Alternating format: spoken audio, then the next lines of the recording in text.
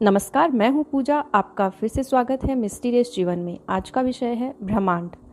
हम हमारे चारों तरफ जो कुछ भी देखते हैं, हमारी दृष्टि के परिधि के अंदर या फिर हमारी दृष्टि के परे जो कुछ भी है वो ब्रह्मांड का ही भाग है।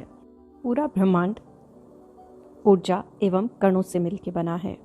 ब्रह्मांड में इकाई रूप में या समूह के रूप में जो कुछ भी अस्तित्व में है वो सब कुछ केवल और केवल ऊर्जा और कणों से मिलके बना हुआ है।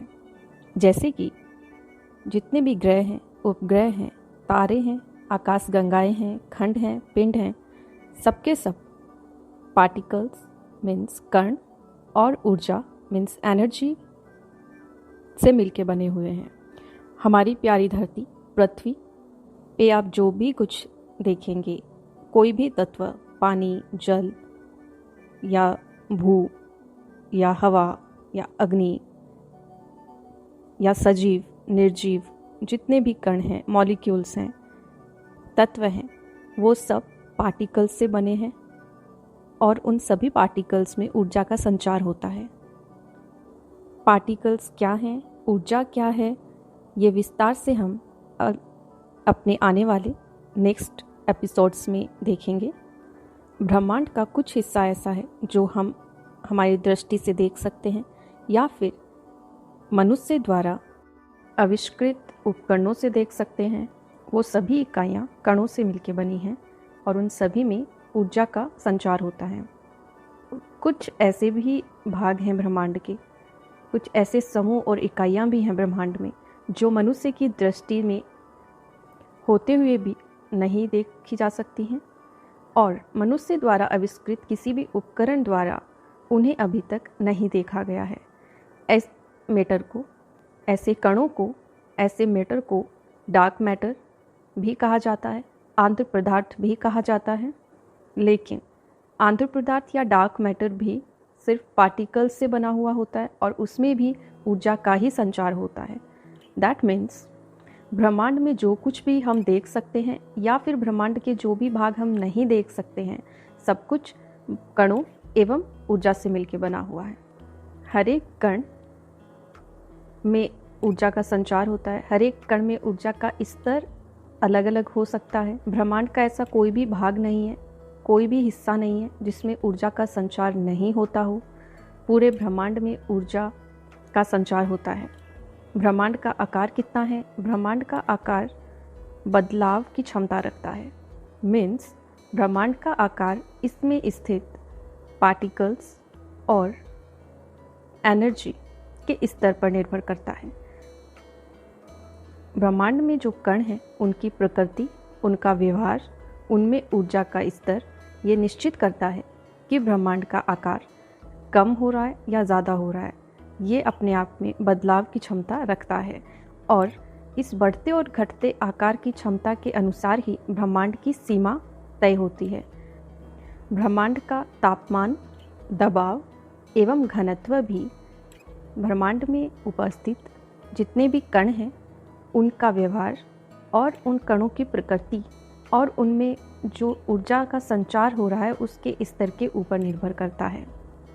जैसे जैसे ब्रह्मांड जिन कणों से मिलकर बना हुआ है और ब्रह्मांड में जो एनर्जी संचारित होती है उनका व्यवहार और उनकी प्रकृति बदलती रहती है, वैसे वैसे ब्रह्मांड का तापमान, दबाव और घनत्व भी बदलता रहता है। उदाहरण के तौर पे पृथ्वी, मंगल, बुध, शनि, बृहस्पति, सूर्य, जो भी ग्रह, उपग्रह हैं, तारे हैं, चंद्रमा, उपग्रह, ये सब अलग अलग प्रकार के कणों से मिलकर बने हुए हैं। इन सभी कणों की प्रकृति अलग होती है और इन कणों का एक्शन और रिएक्शन भी इनके प्रकृति के आधार पे इनका व्यवहार तय करता है। जितने भी ग्रह, उपग्रह, तारे हैं उनमें जो कण हैं, जिन कणों से वो मिलके बने हुए हैं, उन कणों में जो ऊर्जा है उसके आधार पे हर ग्रह, उपग्रह और तारों की प्रकृति तय होती है। सूर्य तारा है जो कि ऊर्जा का स्रोत है, वैसे ही मंगल, पृथ्वी, तारे क्यों नहीं हैं, वो ऊर्जा का स्रोत क्यों नहीं है। ये अंतर, ये डिफरेंस सिर्फ इसलिए आता है क्योंकि सूर्य जिन पार्टिकल्स से मिलके बना हुआ है, सूर्य के जिन पार्टिकल्स का जो व्यवहार और प्रकृति है वो पृथ्वी, मंगल, बुध जो ग्रह हैं वो जिस पार्टिकल्स, जिन कणों से मिलके बने हुए हैं, उन कणों का व्यवहार और प्रकृति और उनमें ऊर्जा का संचार सूर्य के कण और उनकी प्रकृति और उनकी ऊर्जा से अलग हैं। इसीलिए सभी ग्रह एक जैसा व्यवहार नहीं करते हैं, सभी तारे एक जैसा व्यवहार नहीं करते हैं, सभी तारों की ऊर्जा का स्तर कभी एक जैसा नहीं होता है, क्योंकि वो अलग अलग प्रकार के कणों से मिलके बने हैं और उन कणों का तापमान, घनत्व और उनकी प्रकृति भी अलग अलग होती है। और इसी से उन ग्रहों का, उपग्रहों का और तारों का, आकाशगंगाओं का और पूरे ब्रह्मांड का व्यवहार तय होता है, उनकी प्रकृति तय होती है। हमारे ब्रह्मांड की ही तरह अनेक ब्रह्मांड अस्तित्व में हैं। हमारे ही ब्रह्मांड की तरह और भी ब्रह्मांड भी अस्तित्व में हैं, एग्जिस्ट करते हैं। वो किस चीज़ से बने हुए हैं, उनका आकार कितना है, उनकी सीमाएं क्या हैं, वो कैसे व्यवहार करते हैं, ये अभी मनुष्य की दृष्टि से और सोच से प्रायोगिक तौर पे प्रामाणिकता के आधार पर तय नहीं किया गया है और ना ही इसका कोई अनुमान लगाया गया है। क्या हम उन ब्रह्मांडों को देख सकते हैं? इस चीज़ को कल्पना करना ठीक वैसे ही होगा जैसे मनुष्य के अंदर किसी अंग के अंदर कोई कोशिका, जिसका काम मनुष्य के अंदर खून का प्योरिफिकेशन करना हो या फिर कुछ और कार्य हो, और वो कोशिका अपने पूरे जीवन में मनुष्य के शरीर के अंदर के किसी अंग के अंदर अपना पूरा जीवन समाप्त कर लेती है। वो कोशिका कभी भी ये चीज़ नहीं देख पाएगी कि उस शरीर के अंदर के जिस अंग के अंदर वो कोशिका स्थित है, उस अंग के बाहर क्या हो रहा है। और इन एनी केस अगर उस कोशिका ने ये तय कर भी लिया कि उस अंग के बाहर क्या घटित होता है, तो मनुष्य के उस बॉडी, उस शरीर के बाहर क्या घटित हो रहा है, मनुष्य के बाहर के वो पेड़ पौधे, जीव जंतु, पर्वत, समुद्र, वो कोशिका नहीं, कभी कल्पना भी नहीं कर सकती उन दृश्यों की।